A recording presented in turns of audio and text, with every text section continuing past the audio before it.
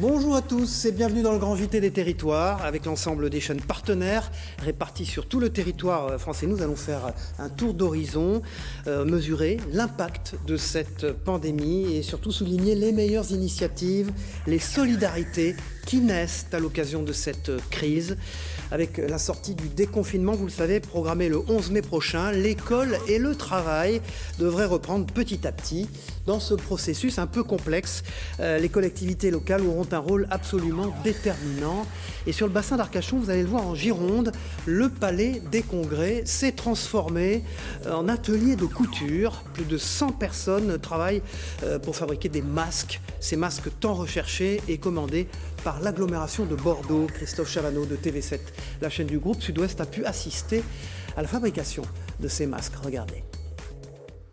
Lieu habituel dédié à l'événementiel, le parc des expositions de la Teste a trouvé une toute autre destination. Guerre contre le Covid-19 oblige, c'est une véritable usine de textile qui s'est montée ici en quelques jours avec un seul objectif, fabriquer plus de 30 000 masques par jour destinés à la métropole bordelaise et plus largement au département girondin. C'est l'heure de 30 000 par jour. Je pense que l'équipe est en passe peut-être de multiplier par deux le nombre d'agents sur site et donc de doubler purement et simplement la production en faisant 2-8, hein, tout simplement. Ce qui permettrait de passer à près de 50 000 masques par jour, ce qui devient vraiment extrêmement compétitif et qui va répondre à une attente. Vous le comprenez bien que dans 4 semaines, produire quasiment 80 millions de masques en France, ça va être quand même une sacrée gageure. Nous sommes dans une période d'unité nationale où il faut aider avant tout nos concitoyens dans le cadre d'une crise sanitaire. Donc peu importe les collectivités, peu importe les étiquettes politiques, ce qui nous importe en ce moment, c'est vraiment de nous entendre et de faire en sorte que demain, toutes les Girondines et tous les Girondins puissent être équipés d'un masque à minima. Une initiative locale de l'entreprise Valène, installée au Tech, qui emploie ici majoritairement des couturières au chômage. Nous avons la compétence économique.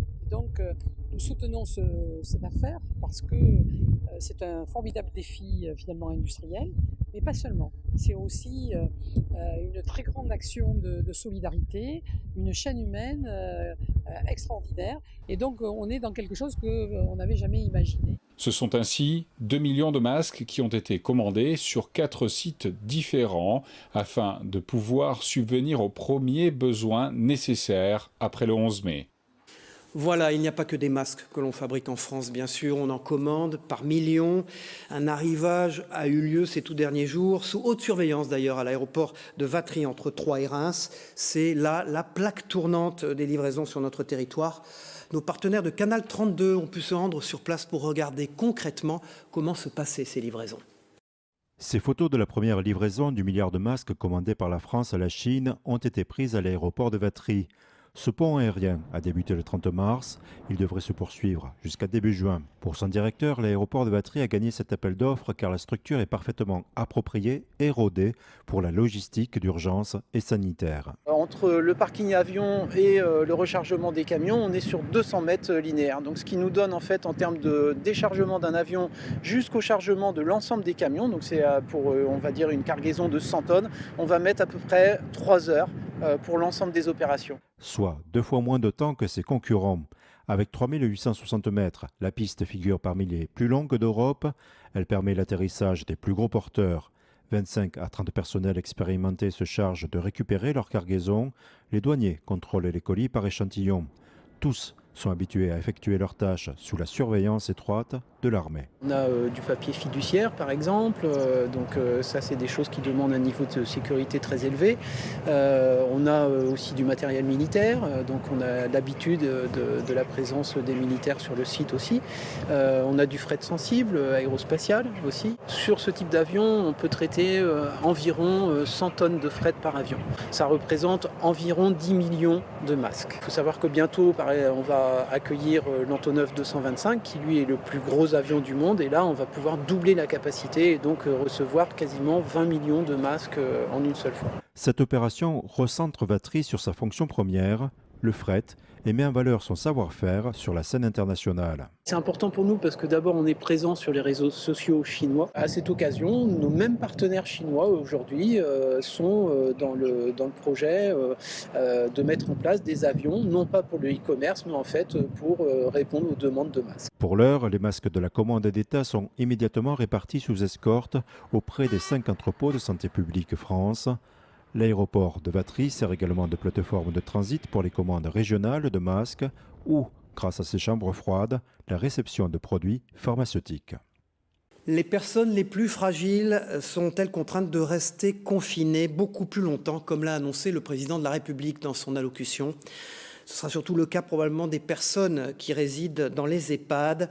De nombreuses initiatives commencent à naître un peu partout afin qu'elles puissent garder ce lien avec leur famille. C'est le cas à Metz, en Moselle, où une association a lancé une cagnotte pour équiper ces établissements en tablettes numériques.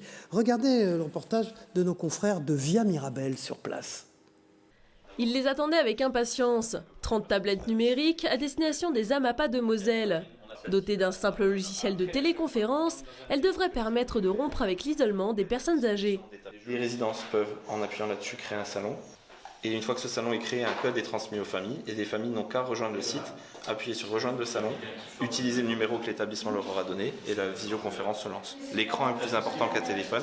Donc ça permet aussi pour les personnes âgées qui ont des problèmes aussi de vue de pouvoir plus facilement visionner et interagir avec la famille en face. Et ça évite justement d'avoir aux personnes à se déplacer de manière très sécurisée et en respectant les règles sanitaires. Les 30 tablettes seront réparties sur les 15 EHPAD du groupe. 750 personnes devraient pouvoir en bénéficier, de quoi rassurer les résidents et leurs familles. Les grands-mères s'ennuient après leur famille, mais les familles s'ennuient après leur grand-mère. Il y a déjà des petites choses qui se font, il y a des lettres, il y a des dessins d'enfants, on a des échanges de ce type. Mais les familles sont très demandeuses et en plus, elles n'habitent pas toutes obligatoirement autour de l'EHPAD, il y en a qui sont loin. Donc là, c'est un magnifique cadeau pour pallier à ces grandes distances et puis à ce confinement qui est un petit peu difficile à vivre pour nos personnes âgées. 120 autres tablettes seront offertes aux EHPAD du Luxembourg et de la Moselle. Des tablettes financées par les 5 100 € de dons reçus par la Fondation Solidarite. Créées par 20 informaticiens, c'était leur manière de contribuer. En fait, on cherchait depuis un long moment à nous rendre utiles, un peu comme beaucoup de personnes, et on n'avait pas de sollicitation. Donc on a eu l'idée justement d'amener notre compétence professionnelle à destination des établissements qui pouvaient en avoir besoin. Et en l'occurrence, par rapport à ce confinement très strict, c'était ce qui nous est venu en tête de prime abord, c'était les établissements de maisons de retraite, puisqu'on soit des proches à nous, soit des familles qu'on connaît ou des amis sont fortement concernés par la distance humaine avec leurs proches.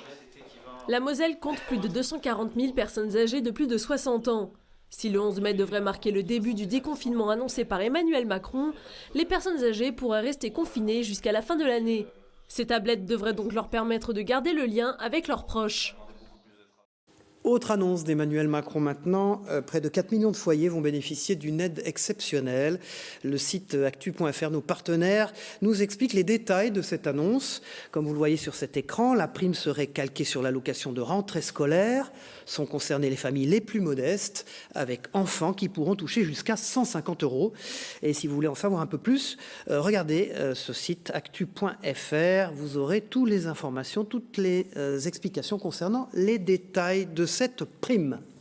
Depuis le début de cette crise, de nombreuses initiatives solidaires ont vu le jour, notamment en Haute-Savoie et en Savoie. C'est le cas du lycée Louis-Armand de Chambéry qui a transformé ses unités de fabrication chimique et pharmaceutique en ateliers de production de gel et de solutions hydroalcooliques. Regardez ce reportage de Sébastien Germain pour 8 Mont-Blanc qui s'est rendu sur place. Nous ne sommes pas dans une usine ou dans un laboratoire, mais bien dans une salle de cours du lycée Louis-Armand de Chambéry. D'habitude, ces professeurs utilisent ces unités de fabrication à des fins pédagogiques.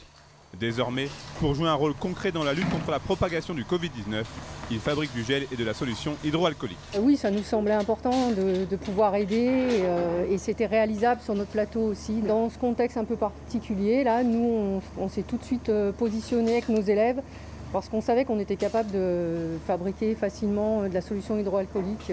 Donc on a démarré le projet avec nos élèves. en laboratoire et sur plateau technique. C'est vrai qu'on est occupé pendant toute la journée, du coup on évite de penser à autre chose, ça c'est sûr. Et puis c'est le sentiment de pouvoir aider aussi. 2 fois par semaine, ces 6 professeurs qui assurent par ailleurs la continuité pédagogique auprès de leurs élèves arrivent à produire entre 1500 et 2000 litres par jour de fabrication avec une recette assez simple. Alors, la matière première est un alcool, généralement d'éthanol ou voire de l'isopropanol. On y ajoute de l'eau oxygénée et de la glycérine. La glycérine, c'est l'agent qui rend les mains un petit peu douces pour pas que l'alcool soit trop agressif.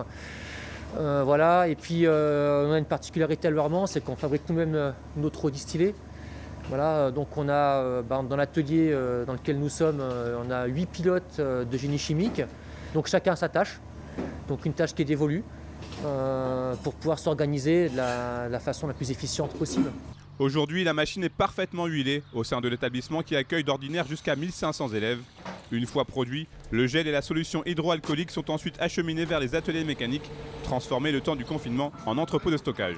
Et vu les difficultés actuelles pour se procurer une telle denrée, l'établissement est aujourd'hui victime de son succès. Moi je découvre des hommes, des femmes tout à fait exceptionnels. A commencé cette aventure à la destinée des soignants, à la destinée des personnes qui avaient besoin de cette solution, de façon intimiste et locale, c'est-à-dire sur Grand Chambéry et la ville de Chambéry. Les demandes sont énormes, ce sont des demandes qui sont à la fois globalement portées par les personnes qui sont en contact du public, et donc nous sommes auprès des institutions, de toutes les institutions, et nous avons quasiment une 50aine de demandes par jour. Illustration ce jour-là avec de nombreux clients présents sur place pour se réapprovisionner grâce à une formule de drive. Nous sommes une entreprise et là en fait je fais un regroupement et je vais aller et en donner à des autres entreprises aussi, parce que comme on a les barrières sanitaires, et pour nos employés, il faut absolument qu'on ait de la solution pour qu'ils puissent se désinfecter les mains. Ça met en lumière vraiment le côté volontariat des équipes du lycée. On a vraiment l'impression quand on arrive au lycée qu'on est dans un milieu, je dirais, semi-professionnel, voire professionnel, aussi bien sur le process de fabrication que sur le process de livraison. À son échelle, le lycée Louis Armand de Chambéry symbolise parfaitement les nombreux élans de solidarité nés ces dernières semaines dans nos départements. Cette crise réserve souvent bien des surprises, direction les Vosges maintenant. Depuis le début du confinement, la demande des œufs a explosé. Nous en consommons beaucoup plus au quotidien, notamment pour faire des gâteaux. De peur de pénurie, les grandes enseignes en ont commandé d'ailleurs en masse. Conséquence, les producteurs ne peuvent plus suivre. Regardez toutes les explications au sujet de cette très grande consommation des Français en œufs avec nos confrères de Via Vosges sur place.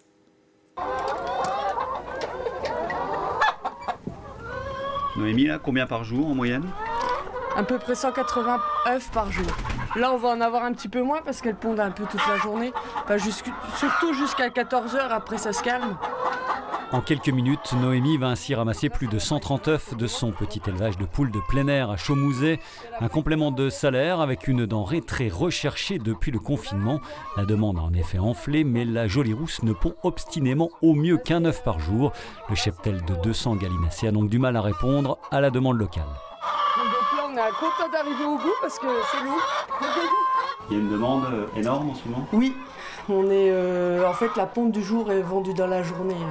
Et quand j'en ai plus, je prends des réservations pour les jours d'après. Mais oui, il y a beaucoup de demandes. Les poules pondent toujours autant, mais par contre, la demande a bien augmenté. Qu'est-ce que vous disent les gens? Pourquoi ils en veulent plus aujourd'hui? Parce qu'ils cuisinent beaucoup par eux-mêmes. Donc ils font beaucoup de pâtisseries par eux-mêmes. Et du coup, c'est pour ça qu'il y a beaucoup de demandes. Et puis aussi, ils évitent d'aller dans les supermarchés. Donc ils se rapprochent des petits producteurs locaux. Une activité annexe pour Noémie, connue pour avoir développé la première ferme aquaponique de la région. Ce système qui permet l'élevage de poissons et la production de légumes, les uns nourrissant les autres. Petite production d'œufs, donc ici, écoulée en vente directe. Rien à voir à quelques kilomètres de là avec cet élevage dont nous avions suivi l'installation à Ubexy.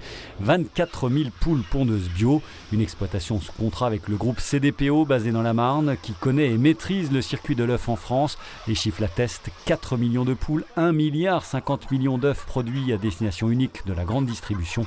Nous avons joint le patron qui nous explique cette chasse à l'œuf sous l'ère Covid, jusqu'à 350% de hausse de la demande dans certaines grandes surfaces. Je dois avouer que la demande telle qu'elle est aujourd'hui, on ne l'a jamais connue. Le consommateur, si vous voulez, va chercher lui à se réapprovisionner d'une façon il a un peu peur de la pénurie, donc il va faire du stock. De l'autre côté, nous avons le chef de rayon qui, pour être sûr d'avoir ce qu'il veut, va demander plus que ce qu'il a réellement besoin. Une poule, c'est en gros 300 œufs par an. C'est à peu près 9 œufs tous les 10 jours. Que l'on ait besoin ou pas besoin d'œufs, la poule, elle prendra la même quantité. Les œufs, pour les présenter, il faut des boîtes. Ces boîtes, elles viennent de France ou d'ailleurs. Et les usines, aujourd'hui, fabriquant les boîtes, de toute façon, ont pareil que quelques pourcentages de croissance supplémentaires. Donc, de toute façon, aujourd'hui, nous, on doit livrer à peu près à 105%, on va dire, de notre volume habituel. On ne sait pas faire mieux.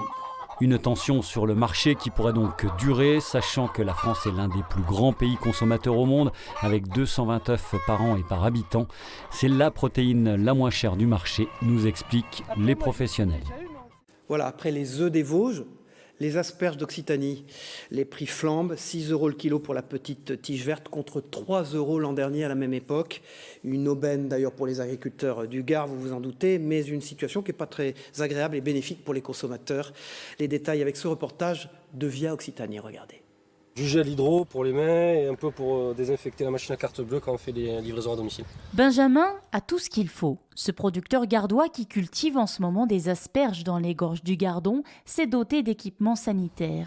On dirait une culotte. Mais impossible de les utiliser dans les champs. C'est très compliqué quoi. Les gars ils suffoquent dans les masques. Vous savez, quand vous avez 10 kilos dans une main et que de l'autre vous allez chercher une asperge dans une butte, c'est quand même assez physique. Contrairement à d'habitude, les ouvriers arrivent chacun avec leur voiture. D'habitude, ils arrivent ensemble et on essaie de les mettre chacun à l'opposé dans un champ qui ne soit pas trop à côté. Des mesures improvisées donc. Le masque, il le garde pour le centre de tri et la vente. D'ailleurs, ce n'est pas le seul changement dans le quotidien de Benjamin en pleine épidémie de coronavirus. Le prix de vente des tiges vertes et violettes aussi évolue. Et cette année, c'est 6 € en moyenne le kilo auprès de 2 grandes surfaces de la région toulousaine et dans les marchés de gros des Bouches-du-Rhône. L'année dernière, c'était entre 3 et 4 € seulement. Ce nouveau prix lui permet enfin de vivre correctement. Situation même ubuesque. Les supermarchés gardois qui jusqu'ici ignoraient l'exploitant sont en manque de marchandises et viennent aujourd'hui frapper à sa porte. Peut-être pas à tous les points, mais sur le niveau maraîchage et fruits et légumes, l'Europe nous a fait mal, grave. Ça, on s'en rend compte aujourd'hui parce que là, aujourd'hui, qu'il y a quasiment plus de marchandises qui rentrent, nous, on arrive très bien à vendre nos produits. Ce qui n'était pas le cas en début de saison. Son cas n'est pas isolé. La Fédération nationale des agriculteurs du Gard le remarque. Le rapport de force a clairement évolué entre les grandes surfaces et les producteurs français. Autant pour les agriculteurs français que pour les GMS, c'est une leçon pour tout le monde qu'on peut y arriver. On peut arriver à produire 100% français, à vendre 100% français. Il faut trouver des accords un petit peu locaux, un petit peu commerciaux, on est bien d'accord. Mais tout le monde y arrive. Donc on y arrive en période de crise, pourquoi pas le retrouver après, quoi. Et il n'y a pas que les grandes surfaces qui font de l'œil à nos producteurs. Les gens eux-mêmes confinés sont de plus en plus nombreux à consommer local, directement. Une plateforme a même été créée par la région Occitanie pour valoriser et livrer les marchandises de nos producteurs locaux. Voilà, autre impact du Covid-19, cette fois-ci sur les animaux. Les zoos poussent un cri d'alarme. Malgré le confinement et les mesures sanitaires, ils doivent continuer, bien sûr, de nourrir leurs animaux. Les revenus sont devenus inexistants puisqu'on ne peut plus les visiter. Une situation très préoccupante pour les professionnels. Nos confrères de Télé Nantes se sont rendus aux zoos de la Boissière. Regardez ce reportage. Cela devait être la grande nouveauté 2020 au zoo de la Boissière du Doré. Le royaume des lions, une extension du parc de 2 hectares et une passerelle longue de 200 mètres pour observer les félins dans leur élément. Un investissement record de plus d'1 million d'euros. Hélas, ça n'a jamais été ouvert encore. C'est une nouvelle partie qui aurait dû ouvrir le 27 mars. Une situation inédite pour le zoo. Depuis le début du confinement, les portes sont restées fermées au public. Résultat, aucune recette de billetterie, aucune recette d'hébergement. Manque à gagner estimé, 850 000 € sur les 2 prochains mois. Pendant ce temps, au zoo, la vie continue, les naissances aussi. Visiteurs ou pas, la charge de travail est identique pour les soigneurs. Elle est un peu gourmande. Le chômage technique, nous on ne connaît pas, parce que tout simplement on travaille avec du vivant. Donc faut s'en occuper tous les jours et puis on est content, au moins ça nous fait un peu de sortie au lieu de rester à la maison. Les coûts de nourriture restent les mêmes, les coûts d'entretien des animaux avec le personnel animalier restent les mêmes. Et puis les coûts vétérinaires évidemment restent aussi les mêmes. Pour nous, le virus ou pas virus, on doit s'occuper des animaux comme d'habitude. Pour faire vivre le parc et les animaux, chaque mois, la facture s'élève à 215 000 €. Manque de trésorerie oblige, la seule solution pour les parcs, se tourner vers les banques. Forcément, c'est de l'endettement supplémentaire qui va forcément avoir de l'impact sur le futur proche, puisque qui dit endettement supplémentaire dit peut-être moins d'investissement pour les mois ou l'année prochaine tout simplement. Pour retrouver un peu d'oxygène d'ici à la réouverture, le zoo a lancé une cagnotte en ligne. Plus de 16 000 € ont d'ores et déjà été récoltés. Voilà, dans ce grand JT des territoires, nous recevrons dorénavant, chaque fois, un responsable de la presse quotidienne régionale ou d'une télévision locale afin de regarder de quelle manière ces médias ont été impactés par cette pandémie. Bonjour Hubert Coudurier, vous êtes le directeur de l'information et le président de TBO et de TB Sud. Bonjour Cyril Viguier. Alors Hubert Coudurier, bien sûr, expliquez-nous comment vous traversez cette crise du coronavirus, comment fonctionnent vos équipes sur place en Bretagne. Si vous voulez, au Télégramme, on a appliqué les mesures classiques de chômage partiel pour certains, mais finalement peut-être moins que dans des secteurs particulièrement impactés comme la publicité. Au niveau de l'information, je ne dirais pas que tout le monde est sur le pont, mais nous avons quand même aujourd'hui, malgré tous ceux qui sont en télétravail, encore beaucoup d'éditeurs qui travaillent au siège. Et nous avons réduit par contre le nombre d'éditions qui sont passées de 19 à 4. Alors Hubert Coudurier, vous êtes à la fois directeur de l'information du Télégramme, président de TBO et de TB Sud, les deux chaînes TNT de Bretagne. Comment fonctionne le journal au quotidien avec les chaînes elles-mêmes? Comment fonctionnent les équipes entre elles? Alors au niveau des chaînes de télévision, évidemment, nous sommes en effectif très réduit.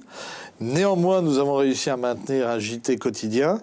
Moi-même, j'ai mis la main à la pâte et mon émission, mon interview hebdomadaire est devenue quotidienne. Et nous avons considéré que c'est dans cette période particulière que les chaînes locales doivent faire la démonstration qu'elles sont incontournables.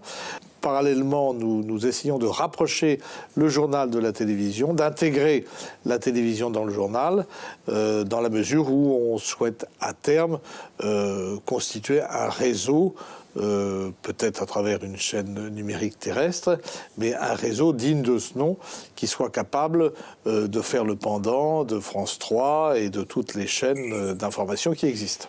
Et Hubert Coudurier, comment voyez-vous la sortie de cette crise? Comment voyez-vous l'avenir immédiat pour des titres comme les vôtres, pour des chaînes de télévision comme les vôtres? Nous avions une course avec le Crédit Mutuel CIC. Nous avions relancé la Transat anglaise qui devait partir de Brest début mai. Ce ne sera pas le cas, mais néanmoins, nos sponsors nous accompagneront quand cet événement sera reprogrammé. Nous avons également, avec nos partenaires de Morgane Productions, les francopholies qui sont en danger, mais nous espérons bien au sein du groupe pouvoir maintenir une activité d'information forte et qui permette de faire de l'information locale et régionale la priorité. Voilà, merci Hubert Coudurier. Merci Cyril Viguier. Vous étiez en direct de Brest dans votre chaîne TBO. Et puis regardez comment le plus grand quotidien régional français, Ouest France, met en lumière ce qu'il appelle les solidaires. Dans une édition spéciale ce week-end, François-Xavier Lefranc, le rédacteur en chef du plus grand quotidien français, remercie dans un éditorial en première page ces femmes et ces hommes qui, écrit-il, retroussent leurs manches pour aider et pour servir. Ce sont 8 pages spéciales d'hommage offerte avec le journal et ce titre de une solidaire avec un point d'exclamation. Et puis pour conclure notre JT, comme chaque semaine, ce sont vos initiatives, vos gestes de solidarité qui nous intéressent. Vous les exposez sur les réseaux sociaux et le zapping des solidarités proposé par nos confrères de la boîte à histoire nous les remémore pour cette semaine. Regardez.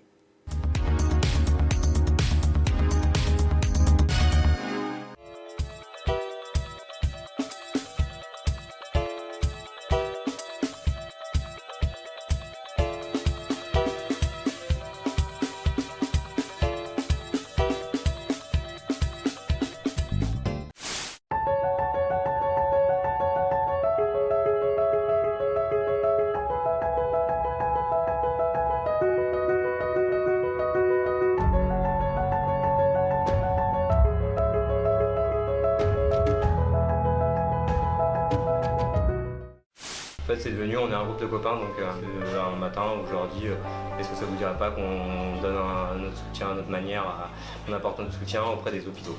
Notre objectif à nous, c'est voilà, on propose 2 fois 120 formules pour pèlerins, donc le mercredi et le vendredi.